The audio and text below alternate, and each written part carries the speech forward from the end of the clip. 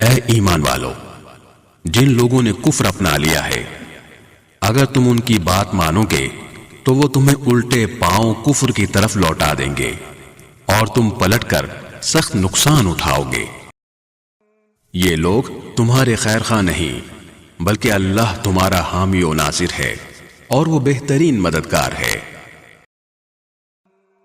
جن لوگوں نے کفر اپنایا ہے ہم ان قریب ان کے دلوں میں رعب ڈال دیں گے، کیونکہ انہوں نے اللہ کی خدائی میں ایسی چیزوں کو شریک ٹھہرایا ہے جن کے بارے میں اللہ نے کوئی دلیل نہیں اتاری۔ ان کا ٹھکانہ جہنم ہے اور وہ ظالموں کا بدترین ٹھکانہ ہے۔ اور اللہ نے یقیناً اس وقت اپنا وعدہ پورا کر دیا تھا جب تم دشمنوں کو اسی کے حکم سے قتل کر رہے تھے، یہاں تک کہ جب تم نے کمزوری دکھائی اور حکم کے بارے میں باہم اختلاف کیا، اور جب اللہ نے تمہاری پسندیدہ چیز تمہیں دکھائی تو تم نے اپنے امیر کا کہنا نہیں مانا۔ تم میں سے کچھ لوگ وہ تھے جو دنیا چاہتے تھے اور کچھ وہ تھے جو آخرت چاہتے تھے، پھر اللہ نے ان سے تمہارا رخ پھیر دیا تاکہ تمہیں آزمائے۔ البتہ اب وہ تمہیں معاف کر چکا ہے اور اللہ مومنوں پر بڑا فضل کرنے والا ہے۔ پسندیدہ چیز سے یہاں مراد مال غنیمت ہے، جسے دیکھ کر عقبی ٹیلے کے اکثر حضرات اپنے امیر کے حکم کے خلاف ٹیلا چھوڑ گئے تھے۔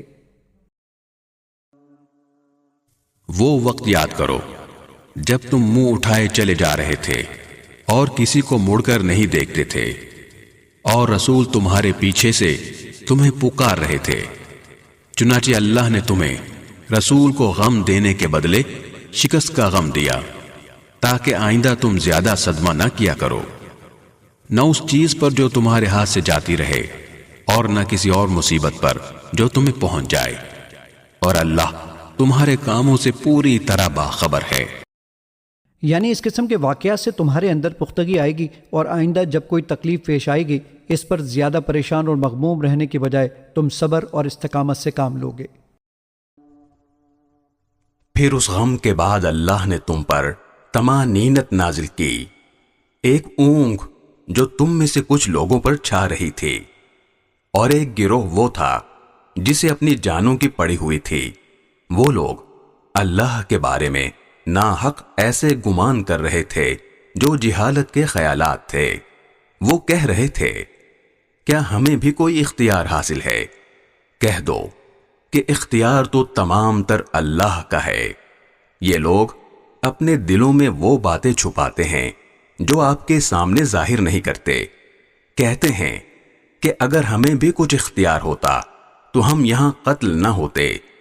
کہہ دو کہ اگر تم اپنے گھروں میں ہوتے تب بھی جن کا قتل ہونا مقدر میں لکھا جا چکا تھا وہ خود باہر نکل کر اپنی اپنی قتل گاہوں تک پہنچ جاتے، اور یہ سب اس لیے ہوا تاکہ جو کچھ تمہارے سینوں میں ہے اللہ اسے آزمائے، اور جو کچھ تمہارے دلوں میں ہے اس کا میل کچیل دور کر دے۔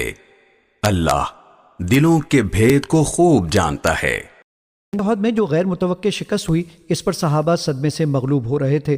اللہ تعالیٰ نے دشمن کے جانے کے بعد بہت سے صحابہ پر اونگ مسلط فرما دی جس سے غم غلط ہو گیا۔ یہ منافقین کا ذکر ہے، وہ جو کہہ رہے تھے کہ کیا ہمیں بھی کوئی اختیار حاصل ہے۔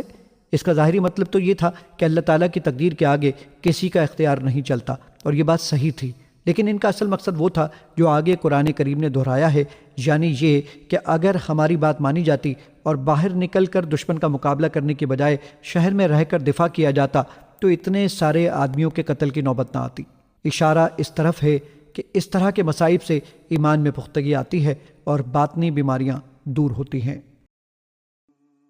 تم میں سے جن لوگوں نے اس دن پیٹھ پھیری جب دونوں لشکر ایک دوسرے سے ٹکرائے، در حقیقت ان کے بعض اعمال کے نتیجے میں شیطان نے ان کو لغزش میں مبتلا کر دیا تھا، اور یقین رکھو کہ اللہ نے انہیں معاف کر دیا ہے۔ یقیناً یعنی جنگ سے پہلے ان سے کچھ ایسے قصور ہوئے تھے جنہیں دیکھ کر شیطان کو حوصلہ ہوا اور اس نے انہیں بہکا کر مزید غلطی میں مبتلا کر دیا۔